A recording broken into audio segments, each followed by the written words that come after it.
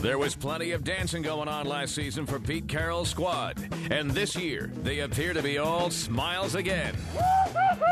We'll sit down with the Trojan head coach and find out if he can continue SC's dominance, not only in the Pac-10, but across the country. I love this opportunity to start this strong, because if we get it done, then man, look out, we'll be a really good team. And we'll introduce you to an assistant coach you may never have heard of, but whose on-field intensity has all his players listening. Know what's happening and believe it. Plus, Petro stops by with his thoughts and much more. It's all right here on the 2008 USC Football Preview. Let's break him down one on a 50 just because we love to. Trojans on 3, 1, 2, 3.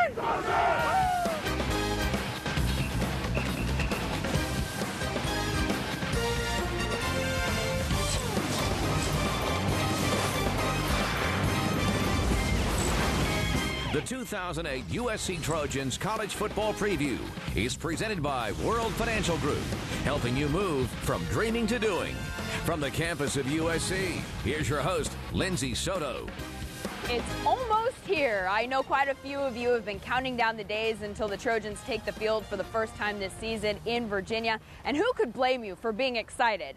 Once again, expectations here at Troy are sky high. Everybody expecting the Trojans to contend for a national championship, and almost everybody picking them to win the Pac-10. One Pac-10 media member did vote for Cal. The real question, though, heading into this season, can USC improve upon last year's national ranking? They were number 2. Here's Patrick O'Neill. As Pete Carroll prepares for another season, the pressures and expectations are familiar, but for the first time since 2006, the quarterback is not. After 3 years on the sidelines, the Mark Sanchez era begins here at USC.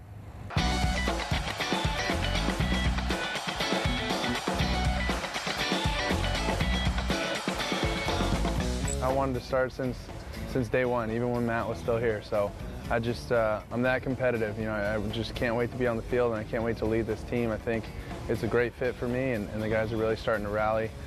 He doesn't have to run the whole show. He doesn't have to be the guy that we're counting on to win the games. He needs to just execute the offense, get the ball to his running backs and the receivers and the tight ends the way we've always done it, and make him understand that he's an integral part of the whole system. Sanchez won't be the only new face in the USC offense. The Trojans will have to replace their leading rusher, their leading receiver, and 4 out of 5 starting offensive linemen. The backfield shouldn't be a problem, since the Trojans still have Joe McKnight poised for a big year after a breakout game in the Rose Bowl. And the Trojans return all their wide receivers. But how about that offensive line? Christopher O'Dowd just took over in spring practice as being the leader and the play caller up there for our O-line, that really kind of accelerated the process for the younger guys coming together. I think it's going to take us a few weeks before we figure it out, what is going to be the right mix. We have tremendous candidates and 4 incoming freshmen that really are exciting. Defensively, the Trojans, as usual, come into the season with some of the best athletes in the country. The secondary could be Pete Carroll's best, featuring veteran safeties Taylor Mays and Kevin Ellison. You know, I feel like the DBs were all one as a unit, and you know, guys are staying after to do extra work, and you know, guys are going up and watching film, and we're really just trying to set the example for the defense on, you know, how to prepare well and how to, you know, work the hardest and be the leaders of the group. The Trojans are just as well stocked at linebacker, where the MVPs of the last 2 Rose Bowl games return to the field, Ray Maualuga and Brian Cushing. They're exactly what you're looking for. They're physical, they're fast, they have great instincts, they understand the system, they love to hit. They're just incredible players for us, and they have the background and the experience now that they really know what's going on. So, and you can see it. You can see it in the way they handle themselves. They are the upperclassmen now. They're ready to take over this defense. Before the Trojans go for their 7th straight Pac-10 title, they'll face a tough out-of-conference schedule, beginning with a road game at Virginia, and 2 weeks later, a showdown with Ohio State at the Coliseum. This is the reason why you play college football. You know, you come. This is the reason why you go to the Ohio States, to the SCs, to the LSUs. You know, to the big-time programs, to play in games like this. It's definitely exciting. I think that's why, you know, we come to SC to play the type of schedule where we play Virginia and Ohio State and Notre Dame as our non-conference games. The pageantry of college football will be a lot, and that Coliseum is going to be rocking, 92,000. it's an exciting feeling, and I can't wait. You know, it's going to be a fun time. Still to come, we'll give you an all-access pass to USC spring football. Now look, we got one chance to play in the Coliseum. We only got one way to go. Trojan freaking way, boys. All day we're rolling. But up next, we try our best to get Pete Carroll to look just one game ahead. The 13th at the Coliseum. It's Ohio State. It's USC. These have been. That's after the opener against Virginia, right? Yes, that is after the opener. But what this? They have a great game coming up in the opener against Virginia. Welcome back to the USC College Football Preview. Here's your host, Lindsay Soto.